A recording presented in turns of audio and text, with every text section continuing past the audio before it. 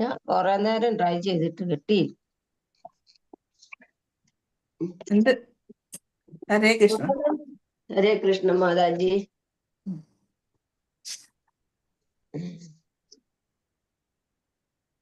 ഹരേ കൃഷ്ണ.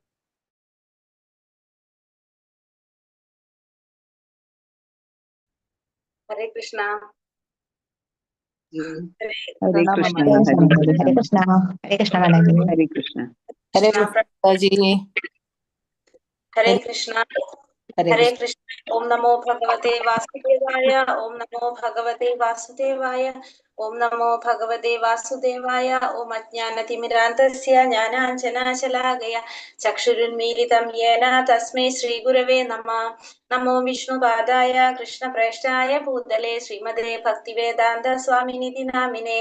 നമസ്തേ സാരസ്വതേ ദേവേ ഗൗരവാണി പ്രചാരിണേ നിർവിശേഷ ശൂന്യവാദി പാശ്ചാത്യദേശധാരിണേ. ജയ ശ്രീ കൃഷ്ണ ചൈതന്യ പ്രഭു നിത്യാനന്ദ ശ്രീ അദ്വൈത ഗദാധര ശ്രീവാസാദി ഗൗരഭക്തവൃന്ദ. ഹരേ കൃഷ്ണ കൃഷ്ണ കൃഷ്ണ ഹരേ ഹരേ. ഹരേ രാമ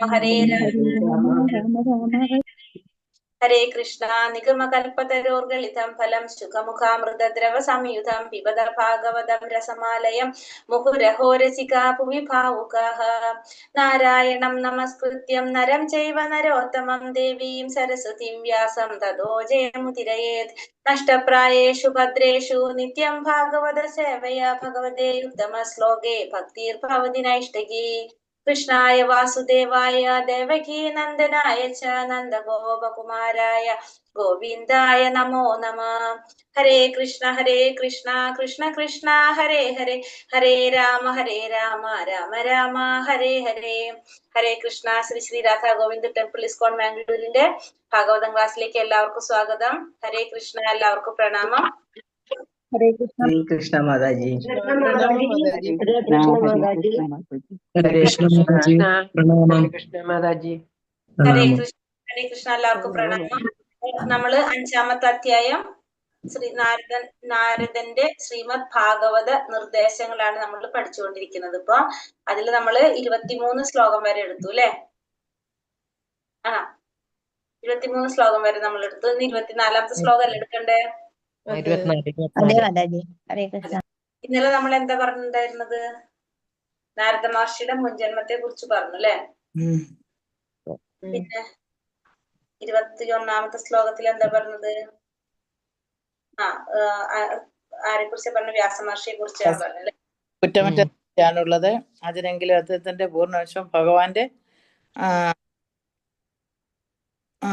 അതീന്ദ്ര ലീലകളെ കുറിച്ച് വിശദീകരിക്കാനാണ് അതിനകത്ത് പറഞ്ഞത്. ബദ്ധാത്മാക്കളെ ശുദ്ധിയാക്കാൻ വേണ്ടിയിട്ടാണ് അദ്ദേഹം ഈ ഭൂമിയിൽ അവതരിച്ചതെന്ന് പറയുന്നത് നാരദ 21 മാതാജി.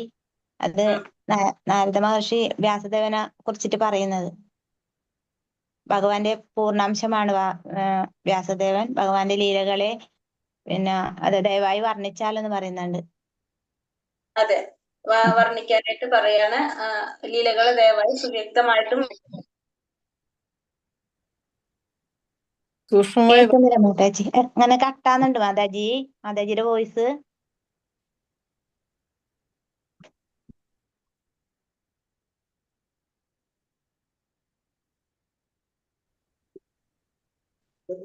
ഉത്തമ ഭക്തന്മാരെന്താ പറഞ്ഞിരിക്കുന്നത്? തപസ്യ, വേദാധ്യായനം, പരിത്യാഗം, ശ്ലോകപാരായണം. ഈ വിജ്ഞാന വികാസത്തിന്റെ അപ്രമാദഗതിയായ ഇതിന്റെ ഉദ്ദേശം എന്താണ്? ഭഗവാനെ കുറിച്ച് മനസ്സിലാക്കുക, ഭഗവാനെ പ്രാപിക്കാന്നുള്ളതാണെന്ന് 22ാമത്തെ ശ്ലോകത്തിലൂടെ പറഞ്ഞു തരാണ്. 23ാമത്തെ ശ്ലോകത്തില് നാരദ മഹർഷിയുടെ പൂർവ്വജന്മത്തെ കുറിച്ച് പറയാണ് അല്ലെ? 23ാമത്തെ ശ്ലോകത്തിൽ കണ്ടിന്യൂവേഷൻ ആണ് 24ാമത്തെ ശ്ലോകത്തിലും വരുന്നത്. നമുക്ക് നോക്കാം.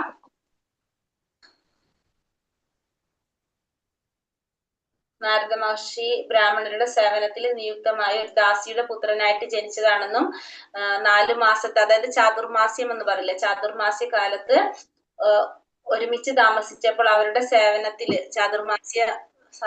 ചാതുർമാസ്യത്തില് 4 മാസം നമ്മള് ഇപ്പൊ നടന്നുകൊണ്ടിരിക്കുന്ന മാസമായിരുന്നു അല്ലെ? ചാതുർമാസ്യത്തിലെ ലാസ്റ്റ് മാസമായിരുന്നു ഇപ്പൊ നടന്നുകൊണ്ടിരിക്കുന്നുണ്ടായിരുന്നെ.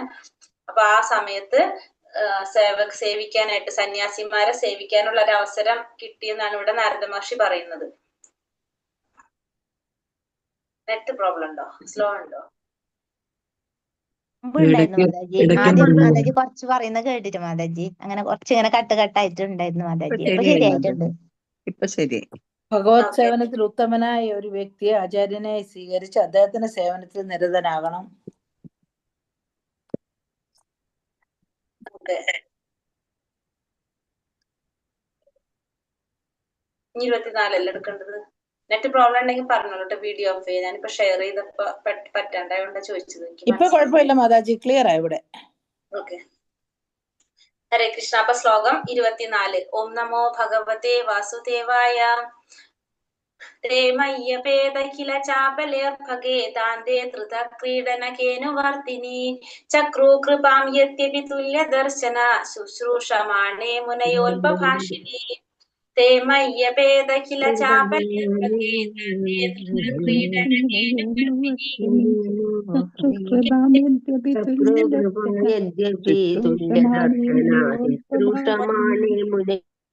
ശുശ്രൂഷമാണേ മുനയോൽപഭാഷിണി. ചൊല്ലിക്കോളൂ. ഹരേ കൃഷ്ണ. ഓം നമോ ഭഗവതേ വാസുദേവായ.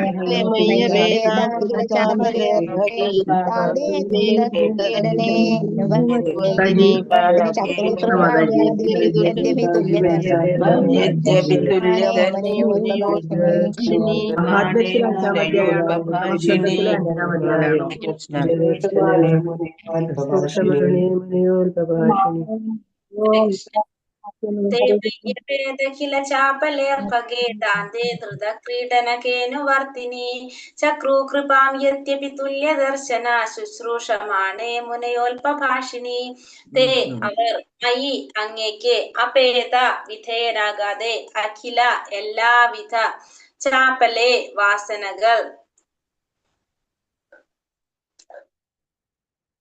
അർഭകെ ബാലന് ദാന്തേ ഇന്ദ്രിയങ്ങളെ നിയന്ത്രിച്ച് അധൃത ക്രീഡനകെ വിനോദങ്ങളിൽ പരിചിതമല്ലാത്ത അനുവർത്തിനി അനുസരണയുള്ള ചക്രു ദാനം ചെയ്തു കൃപാം അഹേതുക കൃപ യദ്യപി എന്ന് വരികിലും തുല്യദർശന സമദർശിത്വത്താൽ ശുശ്രൂഷമാനെ അവിശ്വസ്തർക്ക് മുനയ വേദാന്തത്തിന്റെ മുനി അനുവർത്തികൾ മുനി അനുവർത്തികൾ അല്പഭാഷിണി ആവശ്യത്തിലധികം സംസാരിക്കാത്ത. വിവർത്തനം ഭാവാർത്ഥം. ശ്രീല പ്രഭുപാദ് കി ജയ്.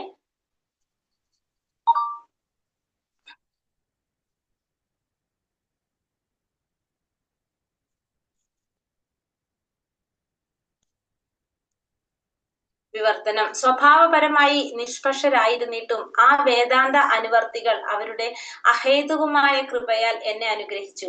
എന്നെ സംബന്ധിച്ചിടത്തോളം ബാലനായിരുന്നിട്ട് കൂടി ഞാൻ ആത്മനിയന്ത്രണമുള്ളവനും അനുസരണാശീലമുള്ളവനും വിനോദങ്ങളിൽ താല്പര്യമില്ലാത്തവനുമായിരുന്നു. മാത്രമല്ല ആവശ്യത്തിലധികം സംസാരിക്കുന്ന പ്രകൃതവും എനിക്കില്ലായിരുന്നു. ആരാണ് പറയുന്നത്? ആരെ കുറിച്ചാണ് പറയുന്നത്? നാരദ മഹർഷി സ്വഭാവപരമായിട്ട് നിഷ്പക്ഷരായിരുന്നിട്ടും ആ വേദാന്ത അനുവർത്തികൾ അവരുടെ അഹേതുകമായ കൃപയാൽ ആരനുഗ്രഹിച്ചു? നാരദ മഹർഷി അനുഗ്രഹിച്ചു. നാരദ മഹർഷി കുറിച്ച് പറയാണ്, ബാലനായിരുന്നിട്ട് കൂടി ആത്മനിയന്ത്രണമുള്ളവനായിരുന്നു, അനുസരണാശീലമുള്ളവനായിരുന്നു, വിനോദങ്ങളിൽ താല്പര്യമില്ലാത്തവനായിരുന്നു, ആവശ്യത്തിലധികം സംസാരിക്കുന്ന പ്രകൃതവും ആർക്കില്ലായിരുന്നു? നാരദ മഹർഷിക്ക് ഇല്ലായിരുന്നു. ഭാവാർത്ഥം. ശ്രീല പ്രഭുപാദ് കി ജയ്. സർവവേദങ്ങളും അന്വേഷിക്കുന്നത് എന്നെയാണെന്ന് ഭഗവത്ഗീതയിൽ ഭഗവാൻ അരുളി ചെയ്യുന്നു. ശ്രീ ചൈതന്യ മഹാപ്രഭു പറയുന്നു, വേദങ്ങളിലെ പ്രതിപാദ്യ വിഷയം 3 കാര്യങ്ങൾ മാത്രമാണ്. പരമദിവ്യോത്തമ പുരുഷനായുമായുള്ള ജീവാത്മാക്കളുടെ ബന്ധത്തെ ദൃഢമാക്കുക, ഭക്തിയുടെ സേവനവുമായി ബന്ധപ്പെട്ട കർത്തവ്യങ്ങൾ നിർവഹിക്കുക, അനന്തരം ഭഗവത് ധാമത്തിൽ മടങ്ങിച്ചെല്ലുക എന്ന പരമമായ ലക്ഷ്യത്തെ പ്രാപ്തമാക്കുക. അത്തരത്തിൽ വേദാന്തവാദികൾ അഥവാ വേദാന്ത അനുവർത്തികളെ പരമദിവ്യോത്തമ പുരുഷൻ പരിശുദ്ധ ഭക്തന്മാരായി സൂചിപ്പിക്കുന്നു. അത്തരം വേദാന്തവാദികൾ അഥവാ വേദാന്തികൾ ഭക്തിയുടെ സേവനത്തിന്റെ അതീന്ദ്രിയ വിജ്ഞാനം നിഷ്പക്ഷമായി വിതരണം ചെയ്യുന്നു. അവർക്ക് ശത്രുവോ അല്ലെങ്കിൽ മിത്രമോ ആയി ആരും തന്നെ ഇല്ല. പണ്ഡിതനെന്നോ പാമരനെന്നോ ഭേദവുമില്ല. പ്രതികൂലമായോ അനുകൂലമായോ ആരും തന്നെ ഇല്ല. സാമാന്യ ജനങ്ങൾ അബദ്ധമായ ഇന്ദ്രിയഗത വിഷയങ്ങളിൽ സമയം പാഴാക്കുന്നതായി ഭക്തി വേദാന്തികൾ ദർശിക്കുന്നു. അജ്ഞരായ സാമാന്യ ജനസമൂഹത്തിന് പരമദിവ്യോത്തമ പുരുഷനുമായുള്ള നഷ്ടപ്പെട്ട ബന്ധത്തെ പുനഃസ്ഥാപിക്കുക എന്നതാണ് അവരുടെ മുഖ്യ വ്യാപാരം. നോക്കാം. ഇവിടെ പറഞ്ഞ സർവ്വവേദങ്ങളും അന്വേഷിക്കുന്നത് ആരെയാണ്? എന്നെയാണ് എന്ന് ഭഗവത്ഗീതയിൽ ഭഗവാൻ പറയുന്നുണ്ട്. ഭഗവാനെയാണ്. എല്ലാ വേദങ്ങളുടെയും ലക്ഷ്യം ആരാണ്? ഭഗവാനാണ്. ചൈതന്യ മഹാപ്രഭു പറയുന്നത് വേദങ്ങളിലെ പ്രധാനപ്പെട്ട 3 വിഷയങ്ങൾ ഏതൊക്കെയാണെന്നാ പറയുന്നത്? ഒന്ന്, പരമപുരുഷനുമായുള്ള ജീവാത്മാക്കളുടെ ബന്ധത്തെ ദൃഢമാക്കുക. ഒന്നാമത്തെ എന്താണ്? ഭഗവാനുമായിട്ടുള്ള ഒരു ബന്ധം, ജീവാത്മാക്കളുടെ ബന്ധത്തെ ദൃഢമാക്കുക. രണ്ടാമത്തത് ഭക്തിയുടെ സേവനവുമായി ബന്ധപ്പെട്ട കർത്തവ്യങ്ങൾ നിർവഹിക്കുക. ഭക്തിയുടെ സേവനവുമായിട്ട് ബന്ധപ്പെട്ടിട്ടുള്ള കർത്തവ്യങ്ങൾ നിർവഹിക്കുക.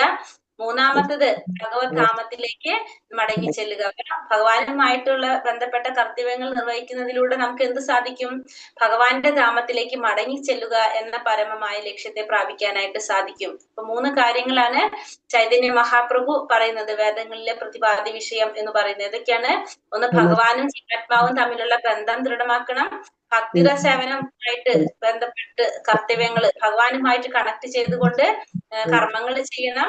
അതുമായിട്ട് ചെയ്തു വരുമ്പോ എന്താണ്? സ്വാഭാവികമായിട്ടും ഭഗവാന്റെ ധാമത്തിലേക്ക് മടങ്ങി ചെല്ലാന്നുള്ള ലക്ഷ്യം പ്രാപിക്കാനായിട്ട് സാധിക്കും. ഈ 3 കാര്യങ്ങളാണ് ചൈതന്യ മഹാപ്രഭു പറയുന്നത് വേദങ്ങളിലെ പ്രതിപാദ്യ വിഷയമായിട്ട് പറയുന്നത്. അത്തരത്തിൽ വേദാന്തവാദികൾ അഥവാ വേദാന്ത അനുവർത്തികളെ പരമദിവ്യോത്തമ പുരുഷൻ പരിശുദ്ധ ഭക്തന്മാരെ സൂചിപ്പിക്കുന്നു. അപ്പൊ ഇത്തരത്തിലുള്ള വേദാന്തിവാദികളെ അല്ലാന്ന് വെച്ചിട്ടുണ്ടെങ്കിൽ വേദങ്ങളെ അനുവർത്തിക്കുന്നവരെ ആരായിട്ടാണ് കാണുന്നത്? പരിശുദ്ധ ഭക്തന്മാരായിട്ടാണ് സൂചിപ്പിക്കുന്നത്.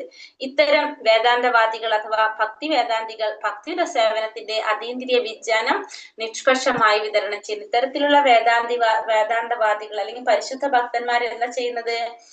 ഭക്തിയുടെ സേവനത്തിന്റെ അതീന്ദ്രിയ വിജ്ഞാനം, ഭക്തിയുടെ സേവനത്തിന്റെ ആ അതീന്ദ്രിയമായിട്ടുള്ള ഒരു ജ്ഞാനം നിഷ്പക്ഷമായിട്ട് ആരെന്നില്ല അല്ലെ, നിഷ്പക്ഷമായിട്ട് ഒരു പക്ഷാഭേദവും കാണിക്കാതെ അതെല്ലാവർക്കും വിതരണം ചെയ്യാണ് ചെയ്യുന്നത്. അവർക്ക് ശത്രുവെന്നോ മിത്രമെന്നോ ആരും തന്നെ ഇല്ല. പണ്ഡിതനായാലും പാമരനായാലും പ്രതികൂലമായാലും അനുകൂലമായിട്ടും ആരും തന്നെ ഇല്ല. എല്ലാവർക്കും എന്ത് വിതരണം ചെയ്യാണ്? ഭക്തിയുടെ സേവനത്തിന്റെ അതീന്ദ്രിയമായ ജ്ഞാനം എല്ലാവരിലേക്കും വിതരണം ചെയ്യുന്നവരാണ് ഇത്തരത്തിലുള്ള വേദാന്തവാദികൾ അല്ലെങ്കിൽ പരിശുദ്ധ ഭക്തന്മാർ എന്ന് പറയുന്നത്. സാമാന്യ ജനങ്ങൾ അബദ്ധരായ ഇന്ദ്രിയഗത വിഷയങ്ങളിൽ സമയം പാഴാക്കുന്നതായി ഭക്തി വേദാന്തികൾ ദർശിക്കുന്നു. അപ്പൊ ഭക്തി വേദാന്തികൾക്ക് എന്ത് മനസ്സിലാക്കാൻ സാധിക്കാണ്? സാമാന്യ ജനങ്ങൾ, സാധാരണ ജനങ്ങള് ഇന്ദ്രിയ സംതൃപ്തിക്കായിട്ട് ഇന്ദ്രിയങ്ങളെ സന്തോഷിപ്പിക്കുന്ന വിഷയങ്ങൾക്ക് വേണ്ടിയിട്ട് സമയം ചെലവഴിക്കുന്നതായിട്ട് ആർക്ക് മനസ്സിലാക്കാൻ സാധിക്കാണ്?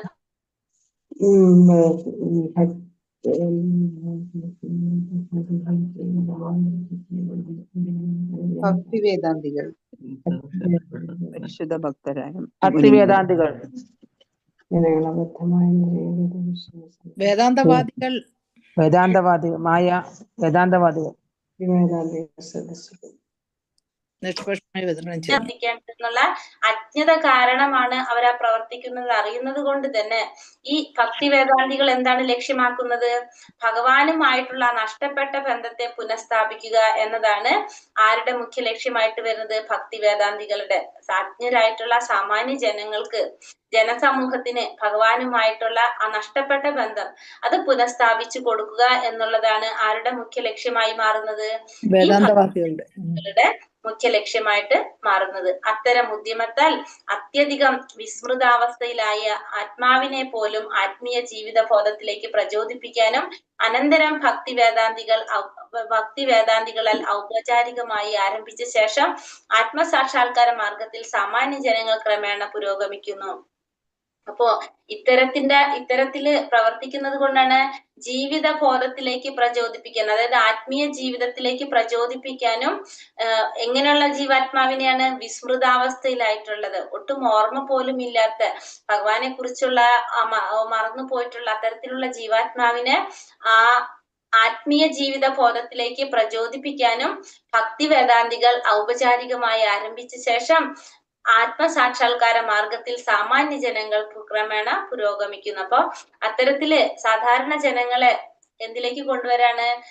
ആത്മീയ സാക്ഷാത്കാരത്തിലേക്ക് കൊണ്ടുവരാനായിട്ട് ശ്രമിക്കുകയാണ് ചെയ്യുന്നത്. അതിൽ പുരോഗമിക്കുകയും ചെയ്യുന്നുണ്ട്.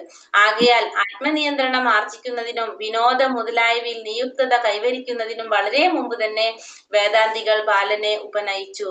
അപ്പൊ അതുകൊണ്ട് തന്നെ ആത്മനിയന്ത്രണം ആർജിക്കാനും വിനോദം മുതലായവയിൽ നിർമുക്തത കൈവരുന്നതിനും വളരെ മുമ്പ് തന്നെ വേദാന്തികൾ ബാലനെ ഉപനയിച്ചു. ബാലൻ ആരാണ് ഇവിടെ? നാരദ മഹർഷി അല്ലെ?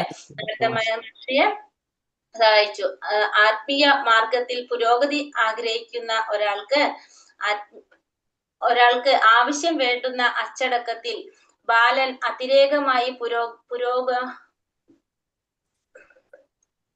പുരോഗമനോന്മുഖനായി തീർന്നു. അപ്പോ ആത്മീയ മാർഗത്തിൽ പുരോഗതി ആഗ്രഹിക്കുന്ന ഒരു വ്യക്തിക്ക് എന്താണോ വേണ്ടത് അത്തരത്തിലുള്ള അച്ചടക്കം ആർക്ക് വന്നിരുന്നു? ആർക്ക് പുരോഗമനമായിട്ട് മാറി? പുരോഗമനോന്മുഖമായി തീർന്നു. പുരോഗമനോന്മുഖനായി തീർന്നു എന്ന് പറയുന്നത് നാരദ മഹർഷി. യഥാർത്ഥ മാനവ ജീവിതത്തിന്റെ ആരംഭമായ വർണ്ണാശ്രമ ധർമ്മ സമ്പ്രദായത്തിൽ 5 വയസ്സ് കഴിഞ്ഞ പിഞ്ചു ബാലന്മാരെ ബ്രഹ്മചാരികളായി തീരാൻ ഗുരുവിന്റെ ആശ്രമത്തിൽ അയക്കുന്നു. അപ്പൊ യഥാർത്ഥ മനുഷ്യ ജീവിതത്തിന്റെ ആരംഭത്തില് വർണ്ണാശ്രമ വ്യവസ്ഥയിൽ എങ്ങനെയാ പറയുന്നത്? 5 വയസ്സ് കഴിഞ്ഞ ഒരു പിഞ്ചു ബാലനെ ബ്രഹ്മചാരികളായി തീരാനായിട്ട് ഗുരുവിന്റെ ആശ്രമത്തിലേക്ക് അയക്കും. അവിടെ ഗുരുകുലത്തിൽ രാജാവിന്റെ പുത്രനായാലും സാധാരണ പ്രജകളുടെ പുത്രന്മാരായാലും അവരെ ഈ വിഷയങ്ങളൊക്കെ ക്രമാനുഗതമായി അഭ്യസിക്കുന്നു. അവിടെ ഗുരുകുലത്തിൽ എന്താണ്? രാജാവിന്റെ മകൻ സാധാരണക്കാരന്റെ മകൻ എന്നുള്ളൊരു വ്യത്യാസമില്ല, എല്ലാവരും ഒരുപോലെ ആയിരിക്കും. അപ്പൊ അവിടെ രാജാവിന്റെ പുത്രനായാലും സാധാരണ പ്രജയുടെ പുത്രനായാലും അവരൊക്കെ ഇതൊക്കെ കൃത്യമായിട്ട് ക്രമാനുഗതമായിട്ട് അഭ്യസിപ്പിക്കും. രാജ്യത്ത് സൽപ്രജകളെ സൃഷ്ടിക്കാൻ മാത്രമല്ല ആത്മസാക്ഷാത്കാരത്തിനായി ഓരോ ബാലന്റെയും ഭാവി ജീവിതത്തെ രൂപപ്പെടുത്തിയെടുക്കാനും പരിശീലനം നിർബന്ധിതമാക്കുന്നു. അപ്പോ ഇതിനു വേണ്ടിയിട്ടാണ് സൽപ്രജകളെ സൃഷ്ടിക്കുക. നമ്മുടെ രാജ്യത്ത് പ്രജകളെ സൃഷ്ടിക്കാൻ വേണ്ടി മാത്രമല്ല അത് ചെയ്യുന്നത്, ആത്മസാക്ഷാത്കാരത്തിനായിട്ട് ഓരോ ബാലന്റെയും ഭാവി ജീവിതം രൂപപ്പെടുത്തിയെടുക്കാനും കൂടിയിട്ടാണ് ആ പരിശീലനം നൽകുന്നത്. നിർബന്ധിതമാണ് അത് ചെയ്യുന്നത്. ഉത്തരവാദിത്ത ബോധമില്ലാത്ത ഇന്ദ്രിയാസ്വാദന ജീവിതം വർണ്ണാശ്രമ ധർമ്മ സമ്പ്രദായം അനുവർത്തിക്കുന്ന ബാലന്മാർക്ക് അജ്ഞാതമാകുന്നു. ഈ വർണ്ണാശ്രമ സമ്പ്രദായം പാലിക്കുന്നവർക്ക് അവർക്ക് അജ്ഞാതമാണ്, അവർക്ക് അറിയുന്നില്ല. ഉത്തരവാദിത്ത ബോധമില്ലാത്ത ഇന്ദ്രിയാസ്വാദന ജീവിതം ആർക്ക് മനസ്സിലാകില്ല? ഇത്തരത്തിലുള്ള ബാലന്മാർക്ക് മനസ്സിലാകില്ല. കാരണം അവരെങ്ങനെയാണ്? അവർ 5 വയസ്സാകുമ്പോൾ ഗുരുകുലത്തിൽ ചെന്ന് അവിടെ അവരെ ശിക്ഷിപ്പിക്കുകയാണ് ചെയ്യുന്നത്. അവർക്ക് മനസ്സിലാക്കി കൊടുക്കുന്നതനുസരിച്ചാണ് അവരുടെ ജീവിതം രൂപപ്പെടുത്തിയെടുക്കുന്നത്. അവർക്ക് എന്ത് മനസ്സിലാകില്ല? ഇതല്ലാത്തൊരു ജീവിതം, ഇന്ദ്രിയാസ്വാദന ജീവിതം അവർക്ക് അജ്ഞാതമാണ്. മാതാവിന്റെ ഗർഭപാത്രത്തിൽ പിതാവിനാൽ നിക്ഷേപിക്കപ്പെടുന്നതിന് മുമ്പ് തന്നെ ബാലൻ ആത്മീയ വിവേകത്താൽ സംക്രമിക്കപ്പെടുന്നു. അപ്പോ മാതാവിന്റെ ഗർഭപാത്രത്തിൽ പിതാവിനാൽ നിക്ഷേപിക്കപ്പെടുന്നതിന് മുമ്പ് തന്നെ ബാലൻ ആത്മീയ വിവേകത്താൽ സംക്രമിക്കപ്പെടുന്നു. ഭൗതിക ബന്ധനത്തിൽ നിന്നും മോചിതനായി തീരുന്ന ബാലന്റെ ജീവിത വിജയത്തിന്റെ ഉത്തരവാദിത്തം പിതാവിനും മാതാവിനും ഇരുവർക്കുമാകുന്നു. അപ്പൊ ഭൗതിക ബന്ധനത്തിൽ നിന്ന് മോചിതനായി തീരുന്ന ബാലന്റെ ജീവിത വിജയത്തിന്റെ ഉത്തരവാദിത്തം, അപ്പൊ ഭൗതിക ബന്ധനത്തിൽ നിന്ന് മോചിതനായി തീരുന്ന ആ കുട്ടിയുടെ, ആ ബാലന്റെ ജീവിതത്തിന്റെ ഉത്തരവാദിത്തം ആർക്കാണ്? 2 പേർക്കും ഉണ്ടാവും, പിതാവിനും മാതാവിനും ആകുന്നു. അതുകൊണ്ടാണ് നമ്മൾ ഷോഡശ സംസ്കാരത്തില് പ്രാധാന്യം കൊടുത്തിരുന്നത്. അതുകൊണ്ടായിരുന്നു പണ്ട്. ഇപ്പൊ നമ്മൾ അതൊന്നും ചെയ്യുന്നില്ല. പക്ഷെ ഷോഡശ സംസ്കാരത്തിലൂടെ നല്ലൊരു എന്താ പറയാ കൃഷ്ണാവബോധത്തിലുള്ള ഒരു കുട്ടി ജന്മമെടുക്കാനായിട്ട് ഗർഭാധാനം എന്ന് പറയുന്ന ചടങ്ങ് അതിനു വേണ്ടി വരുന്ന ചടങ്ങാണെന്ന് പറയുന്നത് നമുക്ക് അറിയാൻ സാധിക്കുക. വിജയകരമായ കുടുംബാസൂത്രണത്തിന്റെ രീതിയാണിത്. ആത്മനിയന്ത്രണമുള്ളവനായി തീരാതെ, വൈരാഗ്യമുള്ളവനായി തീരാതെ, പൂർണ്ണ വിനയമുള്ളവനായി തീരാതെ ആത്മീയാചാര്യന്റെ നിർദ്ദേശങ്ങൾ പാലിക്കുന്ന യാതൊരാളും വിജയിയായി തീരുന്നില്ല. മാത്രമല്ല അപ്രകാരം പ്രവർത്തിക്കാത്ത പക്ഷം ആർക്കും ഭഗവത് ധാമത്തിൽ തിരിച്ചു പോകാനും സാധ്യമല്ല. അപ്പോ വിജയകരമായ ഒരു കുടുംബാസൂത്രണത്തിന്റെ രീതിയാണ് ഇപ്പൊ നമ്മൾ മോളി പറഞ്ഞത്. ആത്മനിയന്ത്രണമുള്ളവനായി തീരാതെ, വൈരാഗ്യമുള്ളവനായി തീരാതെ, വൈരാഗ്യമുള്ളതെന്ന് വെച്ചാൽ ഭൗതികതയില് വിരക്തി ഉണ്ടാവാതെ തീരാതെ, പൂർണ്ണ വിനയമുള്ളവനായി തീരാതെ, ആത്മീയ ആചാര്യന്റെ നിർദ്ദേശങ്ങൾ പാലിക്കുന്ന യാതൊരാളും വിജയായിത്തീരില്ല. അപ്പൊ ഒരു ആത്മീയ ആചാര്യന്റെ നിർദ്ദേശങ്ങൾ പാലിക്കണം. പിന്നെന്ത് വേണം? വിനയമുള്ളവനായിരിക്കണം, അതുപോലെ തന്നെ വൈരാഗ്യമുള്ളവനായിരിക്കണം, ആത്മനിയന്ത്രണമുള്ളവനായിരിക്കണം. അങ്ങനെയുള്ള ഒരു വ്യക്തിക്ക് മാത്രമേ എന്ത് സാധിക്കുന്നുള്ളൂ? വിജയിയായി തീരാനായിട്ട് സാധിക്കുന്നുള്ളൂ. മാത്രമല്ല, അപ്രകാരം പ്രവർത്തിക്കാത്ത പക്ഷം ആർക്കും ഭഗവാന്റെ ധാമത്തിൽ തിരിച്ചു പോകാനും സാധ്യമല്ല.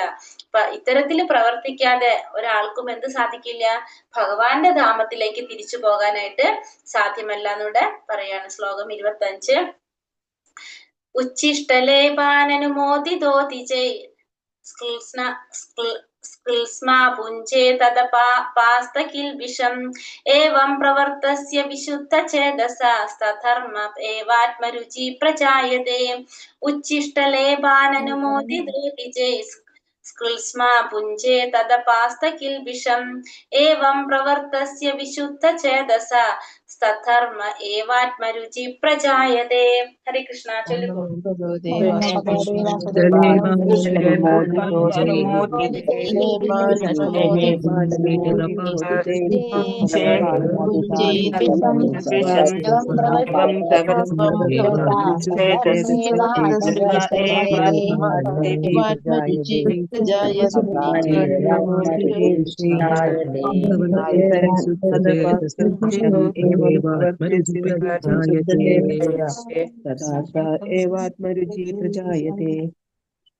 ഹരേ കൃഷ്ണ. ഉച്ഛിഷ്ടലേപാനനുമോദിതോ ദിജൈ സ്ക്ൽസ്മാസ് ഭുഞ്ചേ തദപാസ്തകിൽബിഷം ഏവം പ്രവർത്തസ്യ വിശുദ്ധചേതസാ സധർമ്മ ഏവാത്മരുചി പ്രജായതേ.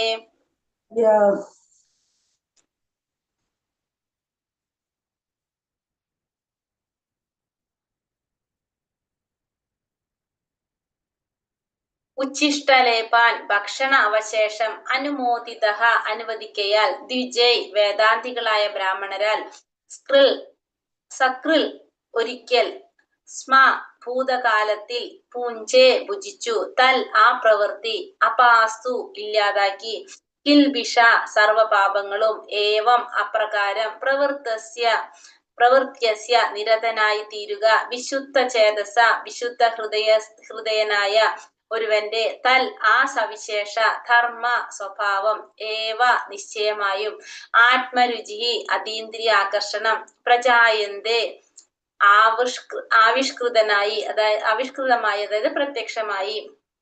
വിവർത്തനം ഭാവാർത്ഥം. ശ്രീല പ്രഭുപാദ് കി ജയ്. അവരുടെ അനുവാദത്തോടെ ഒരിക്കൽ മാത്രം അവരുടെ ഭക്ഷണ അവശേഷം ഞാൻ ഭക്ഷിച്ചു. അപ്രകാരം ഭക്ഷിക്കിയാൽ എന്റെ സർവ്വപാപങ്ങളും തൽക്ഷണം സമൂലം നശിപ്പിക്കപ്പെട്ടു. അങ്ങനെ എനിക്ക് ഹൃദയശുദ്ധി കൈവരുകയും അതീന്ദ്രിയവാദികളുടെ അതേ നൈസർഗിക ഗുണം എന്നിലേക്ക് ആകർഷിതമാവുകയും ചെയ്തു. അപ്പൊ ആരുടെ അനുവാദത്തോടെയാണ് ഈ പറയുന്നത്?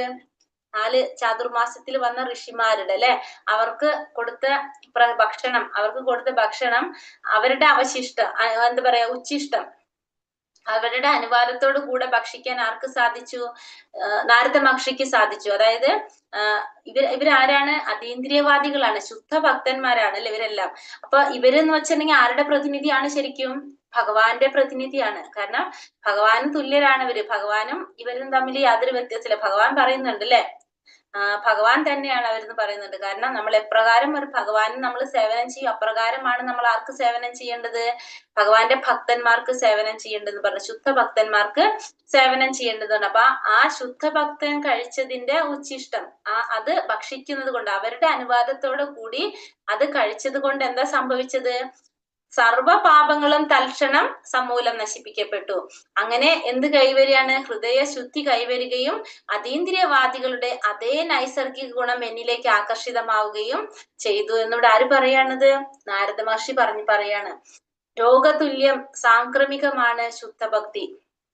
ഒരു ശുദ്ധഭക്തൻ സർവപാപങ്ങളിൽ നിന്നും സ്വതന്ത്രനാണ്. പരിശുദ്ധ ജീവസത്തകളിൽ വെച്ച് പരിശുദ്ധനാണ് പരമദിവ്യോത്തമ പുരുഷൻ. ഭൗതിക ഗുണങ്ങളുടെ സംക്രമണത്തിൽ ഒരാൾ ഇത്തരത്തിൽ സമാന പരിശുദ്ധനാകേണ്ടിയിരിക്കുന്നു.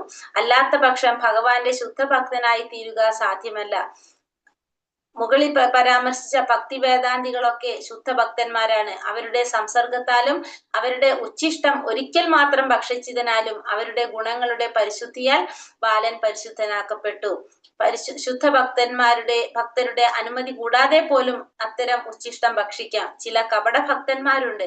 അവരെ കുറിച്ച് നാം അതീവ ജാഗ്രതയുള്ളവരാകണം. ഭക്തിയുത സേവനത്തിൽ പ്രവേശിക്കുന്നതിന് നിരവധി തടസ്സങ്ങളുണ്ട്. എന്നാൽ ശുദ്ധ ഭക്തന്മാരുടെ സംസർഗത്തിലൂടെ എല്ലാ വിഘ്നങ്ങളെയും ദൂരീകരിക്കാം. ഇവിടെ എന്താണ്? രോഗതുല്യം സാംക്രമികമാണ് എന്ത്? ശുദ്ധഭക്തി എന്ന് പറയുന്നത്. അപ്പൊ ഒരു ശുദ്ധ ഭക്തൻ സർവ്വ പാപങ്ങളിൽ നിന്നും എപ്പോഴും എങ്ങനെയായിരിക്കും? സ്വതന്ത്രനായിരിക്കും. പരിശുദ്ധ ജീവസത്തകളിൽ വെച്ച് പരമപരിശുദ്ധനാണ് പരമദിവ്യോത്തമ പുരുഷൻ. ഭൗതിക ഗുണങ്ങളുടെ സംക്രമണത്തിൽ ഒരാൾ ഇത്തരത്തിൽ സമാന പരിശുദ്ധനാകേണ്ടിയിരിക്കുന്നു. ഇപ്പോ ഒരു പരിശുദ്ധ ഭക്തനെ കുറിച്ച് പറയുകയാണല്ലോ. ഒരു പരിശുദ്ധ ഭക്തൻ എങ്ങനെയായിരിക്കും? ഭഗവാൻ എങ്ങനെയാണ്? പരിശുദ്ധ ജീവസത്തകളിൽ വെച്ച് പരമപരിശുദ്ധനാണ് പരമദിവ്യോത്തമ പുരുഷൻ എന്ന് പറയുന്നത്. ഒരു പരിശുദ്ധ ഭക്തൻ സർവ്വ പാപങ്ങളിൽ നിന്നും സ്വതന്ത്രനുമായിരിക്കും. അപ്പോ ആ ഭൗതിക ഗുണങ്ങളുടെ സംക്രമണത്തിൽ നിന്ന് ഒരാൾ എന്ത് വേണം? പരിശുദ്ധനാകേണ്ടത് അത്യാവശ്യമാണ്. അല്ലാത്ത പക്ഷം അയാൾ ആരായിരിക്കില്ല? പരിശുദ്ധ ഭക്തനായിരിക്കില്ല. അപ്പൊ പരിശുദ്ധ ഭക്തന്മാര്, ഇപ്പൊ ഭക്തി വേദാന്തികളൊക്കെ ആരാണ്? പരിശുദ്ധ ഭക്തന്മാരാണ്. അപ്പൊ അവരുടെ സംസർഗം കൊണ്ട് അല്ലെങ്കിൽ അവരുടെ ഉച്ഛിഷ്ടം ഒരിക്കൽ മാത്രം ഭക്ഷിച്ചത് കൊണ്ട് അവരുടെ ഗുണങ്ങളുടെ പരിശുദ്ധിയാൽ ആ ബാലനും എന്ത് സംഭവിക്കാണ്? പരിശുദ്ധനാകാണ് ചെയ്യുന്നത്. ഈ ശുദ്ധ ഭക്തന്മാരുടെ അനുമതി കൂടാതെ പോലും അവരുടെ ഉച്ഛിഷ്ടം ഭക്ഷിച്ചു കഴിഞ്ഞാല് എന്ത് കിട്ടാണ്? അവരുടെ ആ പരിശുദ്ധി നമുക്ക് കൂടി കിട്ടാണ്. എന്നാൽ ചില കപട ഭക്തന്മാരുണ്ട്. അവരെ കുറിച്ച് നാം ജാഗ്രത പുലർത്തേണ്ടതാണ്. ഭക്തിയുടെ സേവനത്തിൽ പ്രവേശിക്കുന്നതിന് പലതരത്തിലുള്ള തടസ്സങ്ങൾ ഉണ്ടല്ലോ. നമ്മൾ പറഞ്ഞു ഭക്തിയുടെ സേവനം ചെയ്യാനായിട്ട് നമുക്ക് പെട്ടെന്നൊന്നും അവസരം കിട്ടില്ല. പക്ഷെ എങ്ങനെ സാധിക്കും? ഒരു ശുദ്ധ ഭക്തന്റെ കാരുണ്യം കൊണ്ട് നമുക്കതിന് സാധിക്കും. ശുദ്ധ ഭക്തന്മാരുടെ സംസർഗത്തിലൂടെ എല്ലാ വിഘ്നങ്ങളും ദൂരീകരിക്കാനായിട്ട് സാധിക്കും. അഭിനവ ഭക്തർ അനുഭവത്തിൽ ശുദ്ധ ഭക്തന്റെ അതീന്ദ്രിയ ഗുണങ്ങളാൽ സമൃദ്ധനായി തീരുന്നു. അഭിനവ ഭക്തൻ അനുഭവത്തിൽ ശുദ്ധ ഭക്തന്റെ അതീന്ദ്രിയ ഗുണങ്ങളാൽ സമൃദ്ധനായി തീരുന്നു. അതായത് പരമദിവ്യോത്തമ പുരുഷന്റെ നാമരൂപ ഗുണ ലീലാദികളിൽ ആകർഷിതനായി തീരുന്നു എന്നർത്ഥം. ഒരു ഭക്തൻ അഭിനവ ഭക്തൻ എന്ന് വെച്ചാൽ ആരാണ്?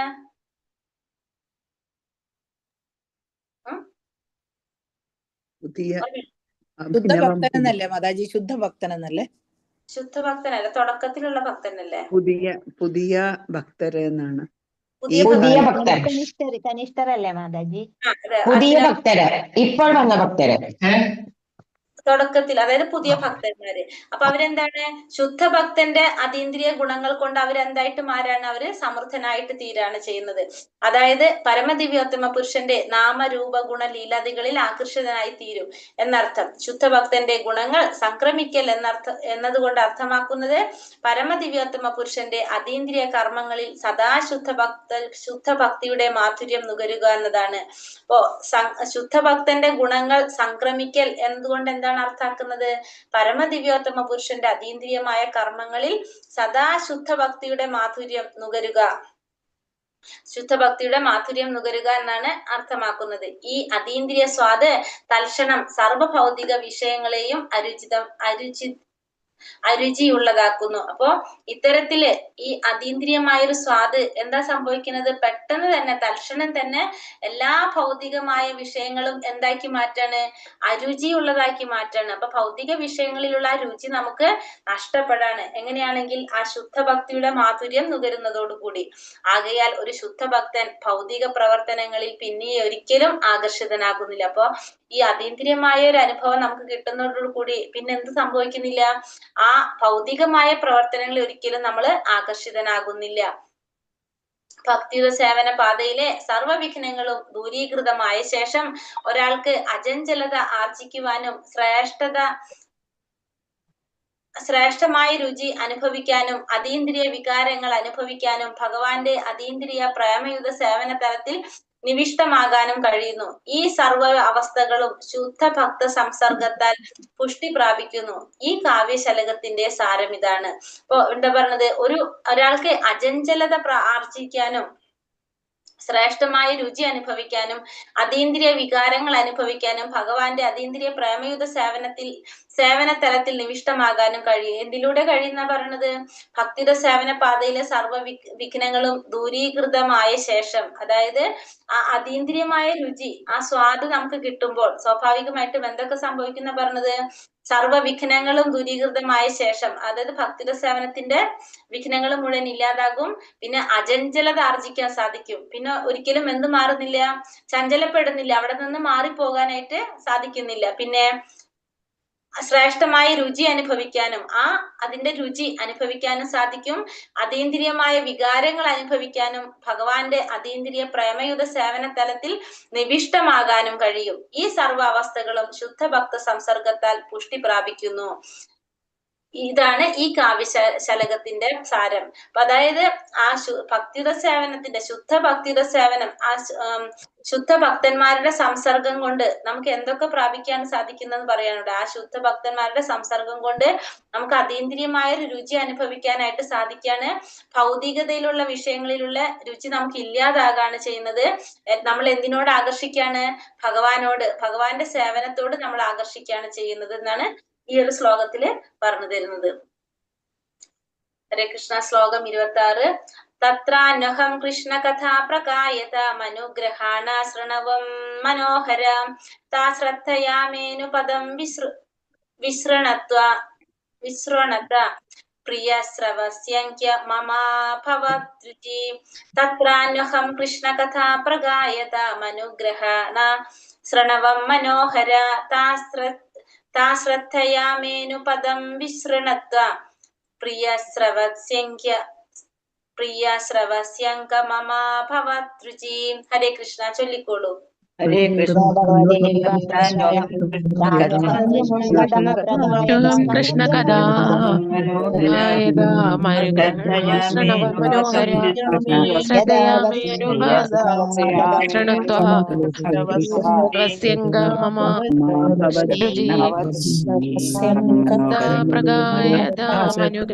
ശ്രണവം മനോഹര ശ്രദ്ധയാമേനുപദം വിശൃണുത്വാ പ്രിയശ്രവസ്യങ്ക മമാ ഭവ ദ്രുചി.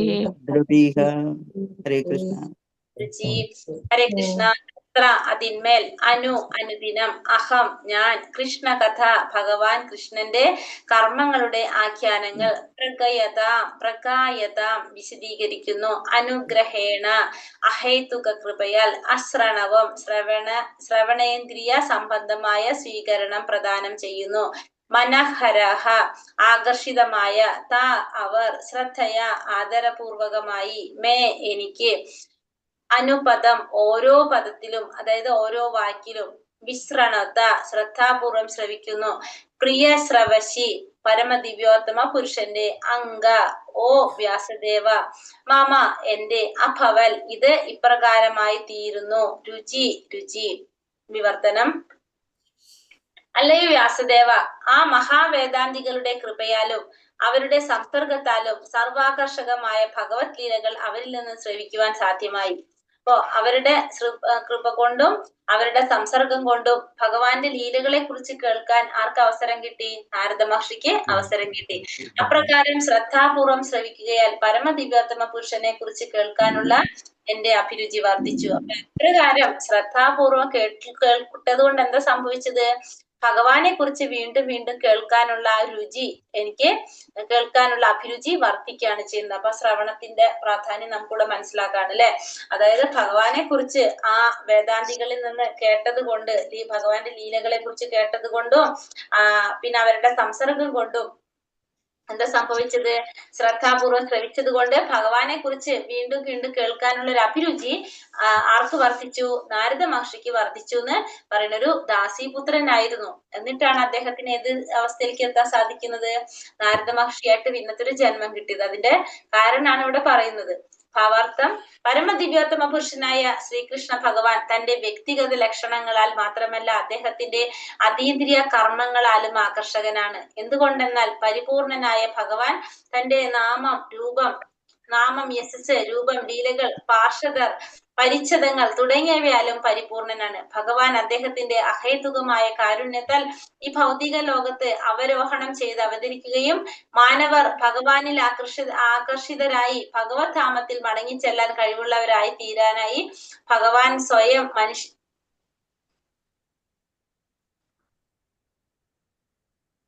മാനവർ ഭഗവാനിൽ ആകർഷിതരായി ഭഗവത് ധാമത്തിൽ മടങ്ങിച്ചെല്ലാൻ കഴിവുള്ളവരായി തീരാനായി ഭഗവാൻ സ്വയം മനുഷ്യരൂപത്തിൽ നിരവധി അതീന്ദ്രിയ ലീലകൾ പ്രദർശിപ്പിക്കുകയും ചെയ്യുന്നു.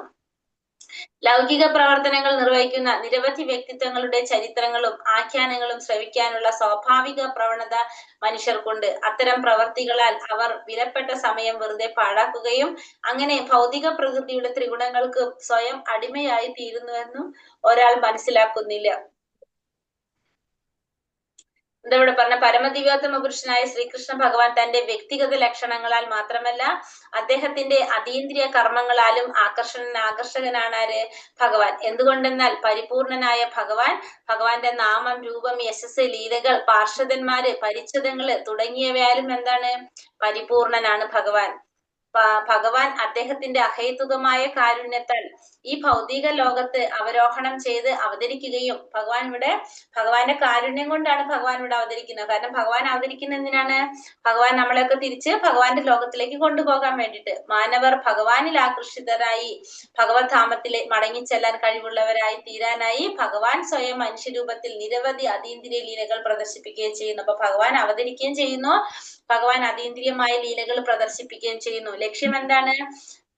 ഭഗവാനിൽ ആകർഷിതരായിട്ട് നമ്മൾ ഭഗവാന്റെ ധാമത്തിലേക്ക് മടങ്ങിച്ചെല്ലാനായിട്ട് കഴിവുള്ളവരാക്കാൻ വേണ്ടിയിട്ട് ലൗകിക പ്രവർത്തനങ്ങൾ നിർവഹിക്കുന്ന നിരവധി വ്യക്തിത്വങ്ങളുടെ ചരിത്രങ്ങളും ആഖ്യാനങ്ങളും ശ്രവിക്കാനുള്ള സ്വാഭാവിക പ്രവണത മനുഷ്യർക്കുണ്ട്.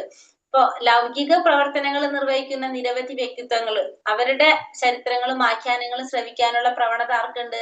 സാധാരണ ജനങ്ങൾക്കുണ്ട്. അത്തരം പ്രവർത്തികളാൽ തന്റെ വിലപ്പെട്ട സമയം വെറുതെ പാഴാക്കുകയും അങ്ങനെ ഭൗതിക പ്രകൃതിയുടെ ത്രിഗുണങ്ങൾക്കും സ്വയം അടിമയായി തീരുന്നുവെന്ന് ഒരാൾ മനസ്സിലാക്കുന്നില്ല. അപ്പോ നമ്മൾ ഭൗതികമായിട്ടുള്ള വ്യക്തികളുടെ അവരുടെ ചരിത്രങ്ങളും ആഖ്യാനങ്ങളും ഒക്കെ ശ്രവിക്കാനായിട്ട് നമ്മൾ സമയം വെറുതെ കളഞ്ഞു. അത് മാത്രല്ല, അതുകൊണ്ട് നമുക്ക് എന്താ സംഭവിക്കുന്നത്? ഭൗതിക പ്രകൃതിയുടെ ത്രിഗുണങ്ങൾക്ക് അടിമപ്പെടാണെന്നുള്ളത് നമുക്ക് മനസ്സിലാക്കാനായിട്ട് സാധിക്കുന്നുമില്ല. സമയം പാഴാക്കുന്നതിന് പകരം തൽസ്ഥാനത്ത് ഭഗവാന്റെ അതീന്ദ്രിയ ലീലകളിൽ ശ്രദ്ധ തിരിക്കുന്ന പക്ഷം ആത്മീയ വിജയം പ്രാപ്തമാകുന്നു. ഈ ഒരു സമയം നമ്മൾ ഭൗതികമായിട്ടുള്ള ആ വ്യക്തിത്വങ്ങളുടെ ചരിത്രങ്ങളും ആഖ്യാനങ്ങളും മനസ്സിലാക്കുന്ന ഒരു സമയം അതിന് പകരം നമ്മൾ എന്ത് ചെയ്യാം? ആ സ്ഥാനത്ത് ഭഗവാന്റെ അതീന്ദ്രിയ ലീലകളെ കുറിച്ച് ശ്രവിക്കുന്ന പക്ഷം അതിലേക്ക് നമ്മളെ ശ്രദ്ധ പോകാണെങ്കിൽ എന്താണ്? നമുക്ക് ആത്മീയ വിജയം കൈവരിക്കാനായിട്ട് സാധിക്കും. ഭഗവത് ലീലാഖ്യാന ശ്രവണത്തിലൂടെ പരമദിവ്യോത്തമ പുരുഷനുമായി നേരിട്ട് സമ്പർക്കത്തിലാവുകയും മുമ്പ് പ്രസ്താവിച്ചതുപോലെ പരമദിവ്യോത്തമ പുരുഷനെ സംബന്ധിച്ച് അന്തരംഗത്തിൽ നിന്നും ശ്രവിക്കുന്നത് കാരണം ലൗകിക ജീവിതത്തിന്റെ സർവ്വ പാപ സഞ്ചയങ്ങളും പൂർണ്ണമായും ഇല്ലാതാകുകയും ചെയ്യുന്നു. ഇപ്പൊ ഭഗവാന്റെ ലീലകളെ കുറിച്ചുള്ള ശ്രവണത്തിലൂടെ എന്താ സംഭവിക്കുന്നത്? ഭഗവാനുമായിട്ട് നേരിട്ട് സമ്പർക്കത്തിലാകുകയാണ് ചെയ്യുന്നത്. ഭഗവാന്റെ ലീലകളെ കുറിച്ച് നമ്മൾ കേൾക്കുമ്പോൾ നമുക്ക് എന്താ തോന്നുന്നത്? നമ്മളെ മുന്നിൽ നടക്കുന്ന പോലെ നമുക്കത് ഫീൽ ചെയ്യാം, അല്ലെ? അപ്പൊ അതുകൊണ്ട് ഭഗവാനുമായിട്ട് നേരിട്ട് സമ്പർക്കത്തിലാകാനും പിന്നെ പരമദിവ്യോത്തമ പുരുഷനെ സംബന്ധിച്ച് അന്തരംഗത്തിൽ നിന്ന് ശ്രവിക്കുന്നത് കാരണം പിന്നെ ലൗകിക ജീവിതത്തിന്റെ സർവ്വ പാപ സഞ്ചയങ്ങൾ പൂർണ്ണമായിട്ടും ഇല്ലാതാക്കാനും ചെയ്യും. ഭഗവാന്റെ ലീലകളെ കുറിച്ച് കേൾക്കും തോറും നമ്മുടെ പാപങ്ങൾ ഇല്ലാതാക്കാനായിട്ട് സാധിക്കുകയാണ് ചെയ്യുന്നത്. അപ്രകാരം സർവ്വ പാപങ്ങളും നീക്കം ചെയ്യപ്പെട്ടതാകയാൽ ശ്രോതാവ് ക്രമേണ ലൗകിക സംസർഗത്തിൽ നിന്നും സ്വതന്ത്രരായി തീരുകയും ഭഗവത് ഗുണങ്ങളിൽ ആകർഷിതനായി തീരുകയും ചെയ്യുന്നു. അപ്പൊ നമ്മളെ പാപങ്ങളൊക്കെ ഇല്ലാതാവുമ്പോൾ എന്താണ്? ആ ശ്രോതാവ് ലൗകികമായിട്ടുള്ള ബന്ധനത്തിൽ നിന്നും മോചിതനായി തീരും. ഏതിലേക്ക് ആകർഷനാകും? ഭഗവത് ഗുണങ്ങളിൽ ആകർഷിതനായി തീരുകയും ചെയ്യുന്നു. നാരദ മുനി ഇത് വിശദീകരിച്ചത് അദ്ദേഹത്തിന്റെ സ്വന്തം അനുഭവത്താലാണ്. അപ്പൊ നാരദ മഹർഷി ഇതൊക്കെ പറയുന്നത് എങ്ങനെയാണ്? സ്വന്തം അനുഭവത്തിലൂടെയാണ് മഹർഷി ഇതെല്ലാം പറയുന്നത്. സമ്പൂർണ്ണ ആശയം എന്തെന്നാൽ ഭഗവാന്റെ ലീലകളെ സംബന്ധിച്ച് കേവലം ശ്രവിക്കുകയാൽ മാത്രം ഒരാൾ ഭഗവത് പാർഷദരിൽ ഒരാളായി തീരുന്നു എന്നതാണ്. അതായത് ഇതില് സമ്പൂർണ്ണ ആശയം, ഇപ്പൊ ഇതിൽ പറഞ്ഞിരിക്കുന്ന ആശയം എന്താണ് പറഞ്ഞിരിക്കുന്നത്? ഭഗവാന്റെ ലീലകളെ സംബന്ധിച്ച് കേവലം ശ്രവിച്ചാ മാത്രം, കേട്ടാ മാത്രം, ശ്രവണത്തിലൂടെ മാത്രം എന്ത് സാധിക്കാണ്? ഭഗവത് പാർഷദരിൽ ഒരാളായി തീരുന്നു. ഭഗവാന്റെ ഭക്തന്മാരിൽ അല്ലെങ്കിൽ ഭഗവാന്റെ എന്താ പറയാ ഭഗവത് പാർഷദിലെ ഒരാളായിട്ട് തീരാനായിട്ട് സാധിക്കും എന്നതാണ് നമുക്കിത് നാരദ മഹർഷിയുടെ ജീവിതത്തിലൂടെ നമുക്ക് മനസ്സിലാക്കാൻ സാധിക്കുന്നത്. അപരിമേയ ജ്ഞാനം, അത്യഗാധ പരമാനന്ദം എന്നിവയുമുണ്ട്. പിന്നെ മാത്രമല്ല എന്ത് കിട്ടാണ്? ഭഗവാനെ കുറിച്ചുള്ള ഒരു ജ്ഞാനം നമുക്ക് കിട്ടാണ്. പിന്നെ പരമാനന്ദം അനുഭവിക്കാൻ നമുക്ക് സാധിക്കും. അദ്ദേഹത്തിന് ഭൗതികവും ആത്മീയവുമായ സർവ്വലോകങ്ങളിലും യാതൊരു വിഘ്നവും കൂടാതെ സഞ്ചരിക്കാനും സാധ്യമാക്കും. നമ്മൾ നാരദ മഹർഷിയുടെ പ്രത്യേകത എന്താണ്? ഭൗതിക ലോകത്തിലായാലും ആത്മീയ ലോകത്തിലായാലും യാതൊരു വിഘ്നം കൂടാതെ സഞ്ചരിക്കാൻ ആർക്ക് സാധിക്കും? നാരദ മഹർഷിക്ക് സാധിക്കും. മുൻ ജന്മത്തിൽ നാരദൻ ശുദ്ധ ഭക്തന്മാരിൽ നിന്നും ഭഗവാന്റെ അതീന്ദ്രിയ ലീലകൾ ശ്രവിച്ചതുപോലെ ഉചിതമായ കേന്ദ്രങ്ങളിൽ നിന്നും അതീന്ദ്രിയ ഭഗവത് ലീലകൾ സശ്രദ്ധം ശ്രവിക്കുന്നതിലൂടെ ജീവിതത്തിന്റെ പരമമായ പരിപൂർണത പ്രാപ്തമാക്കാൻ കഴിയുന്നു. ഈ കലഹയുഗത്തിൽ ഭഗവത് സംസർഗത്തിൽ ഏർപ്പെട്ടിട്ടുള്ള ഈ ശ്രവണ പ്രക്രിയയെ സവിശേഷമായി ശുപാർശ ചെയ്തിരിക്കുന്നു. അപ്പോ നാരദ മഹർഷി ശുദ്ധഭക്തന്മാരിൽ നിന്ന് ഭഗവാന്റെ ലീലകൾ ശ്രവിച്ച പോലെ ഉചിതമായ കേന്ദ്രങ്ങളിൽ നിന്ന് ആ ഭഗവാനെ സശ്രദ്ധം ശ്രവിക്കുക. ആ ശ്രവിക്കുന്നതിലൂടെ എന്താ സാധിക്കും? നമുക്ക് പരിപൂർണത കൈവരിക്കാനായിട്ട് സാധിക്കും. ഈ കലിയുഗത്തില് അല്ലെങ്കിൽ കലയുഗത്തില് ഭക്ത സംസർഗത്തിൽ ഏർപ്പെട്ടുള്ള ഈ ശ്രവണ പ്രക്രിയ സവിശേഷമായി ശുപാർശ ചെയ്യുന്നു. അപ്പോ ഈ കലിയുഗത്തിൽ എന്താണ് ശുപാർശ ചെയ്യുന്നത്? ഭക്തന്മാരുടെ സംസർഗം അല്ലെങ്കിൽ അതിലൂടെ വരുന്ന നമുക്ക് ശ്രവണ പ്രക്രിയ, അതിനെയാണ് ഇവിടെ ശുപാർശ ചെയ്യുന്നത്. ഹരേ കൃഷ്ണ കൃഷ്ണ കൃഷ്ണ ഹരേ ഹരേ, ഹരേ രാമ രാമ രാമ ഹരേ ഹരേ, വഞ്ചകൽപത രൂപേശ കൃപാ സിന്ധൂഭ്യവ ച പതിതാനാം പാവനേഭ്യോ വൈഷ്ണവേഭ്യോ നമോ നമഃ. ഹരേ കൃഷ്ണ മാതാജി.